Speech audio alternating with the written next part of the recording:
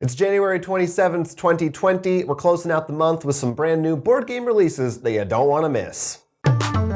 Aftershock, San Francisco and Venice takes place in the aftermath of some big old earthquakes in San Francisco and Venice.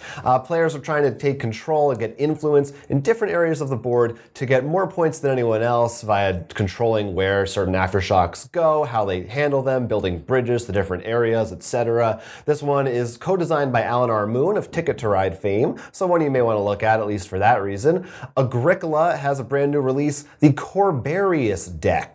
This is a set of 120 new cards, a few old ones or reworked ones that have been in past editions, but a lot of brand new ones, occupations, and minor improvements that you can throw into your Agricola game, classic worker placement farming game, of course, to mix things up even further.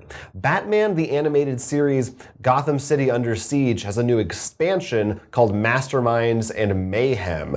The original game is a co-op game where you are taking on the roles of Batman heroes, strictly based on the animated series from the 90s, and you're trying to stop villains from overrunning the city. This one takes it up a notch, gives the villains some new toys to play with, more powerful weapons, makes the theme and their plans, depending on which villains you're using, a little more thematic, a little more interesting, more variety there.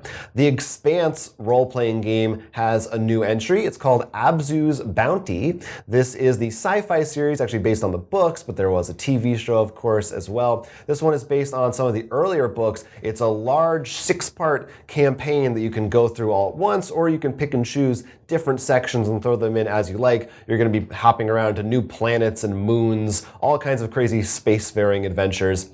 Expedition to Newdale is the new sequel to Oh My Goods. This is a worker placement game with a little bit of a twist. There's kind of a press your luck thing going on because you can place your workers onto different parts of the board, but then you're going to be drawing new workers from a bag. So there's a chance that you might be able to complete an area that you weren't able to originally. So you have to decide how risky you're willing to go with this one and trying to expand your coal mines to the best of your ability. Exploreiana will have you take on the role of explorers in the 19th century. You will gather different kinds of explorers, be them photographers or geologists, then place workers on one of 3 different continents. There you'll try to collect sets such as pictures, maps, or try to complete secret goals. Magic has 2 big releases to talk about. First, the new set, Theros Beyond Death. This is the return to the Theros plane, which is based on Greek myth and pop culture, and this time, the planeswalker Elspeth wants revenge for dying there last time. We've also got the Secret Lair Year of the Rat, which is actually only available today. The Secret Lairs are only available for a 24-hour period. This one is celebrating the Year of the Rat with a bunch of rat cards with alternate art. Definitely worth checking out. It's a cool tribe. We've also got Munchkin Zombies, Grave Mistakes. This is a new expansion for the Munchkin Zombies line. Adds a bunch of fun new monsters and other cards to throw in. But this time the art is done by an artist I enjoy, Lars de Souza. Then we've got Paris, New Eden. This is a game in which you're in a post-apocalyptic Paris, and you're going to try to gather up different kinds of workers through dice rolls or maybe tokens, and then try to gather up buildings in order to get the most points. Then we have Wavelength, a party game when you are trying to work together to try to guess on this secret dial where sort of the target zone is. You'll get a different category though, so one person will know what the target is, and with the category words they have, whether it be hot or cold or maybe good movies versus bad movies, they'll tell people try to guess people to guess where the dial is already, and from that they'll try to get it closer to the target. Wavelength is one I know both of us are particularly interested in. I believe it was Kickstarter when we did it was back definitely in the day. And it just sounds like the kind of fun party game with the interesting creative mind puzzles that we really like. Yeah, we like when a game has you think of a word instead of just play a word, because then there's a bit more creativity as well as there's a bigger pool to pull from. You can't just get a bad hand of cards. Yeah, I've heard really good things about it. It's supposed to be pretty fun. And definitely some of these other ones are interesting too. Paris, New Eden, we played it. I had a lot of fun with that. Yeah, I was actually really surprised at that. You can see our impressions video from PAX Unplugged, but pretty fun. The Magic thing I'm excited about.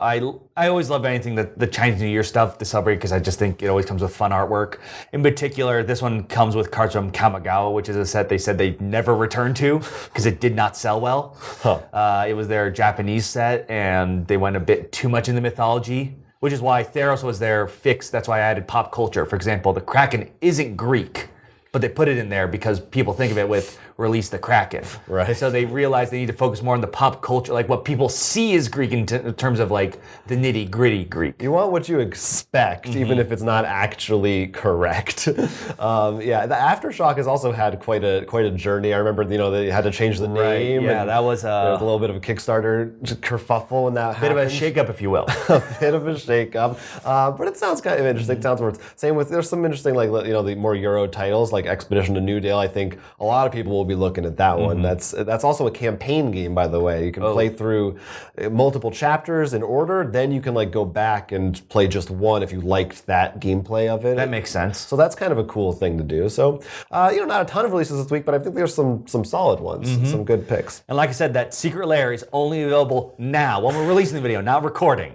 So if you want it, you got to get it now. Yes, if you didn't get it on January 27th, you're out of luck unless you want to look through, of course, eBay or what have you. Yeah, have fun with those scalper prices. Yeah, or just print them out. Do whatever you want. Play with fake copies. Let us know. Are you picking up those Magic cards or anything from the new set? Or are you sticking to one of these other releases, new RPG stuff, expansions, maybe Wavelength, anything else you're excited about from this list? Talk to us in those comments right down below. We'd like to hear that. Until then, I'm Will. I'm Jonathan. This has been Roll for Crit. Here's an idea. Support our Patreon or like and subscribe to this channel for more. Subscribing gives you a +2 to your charisma stat.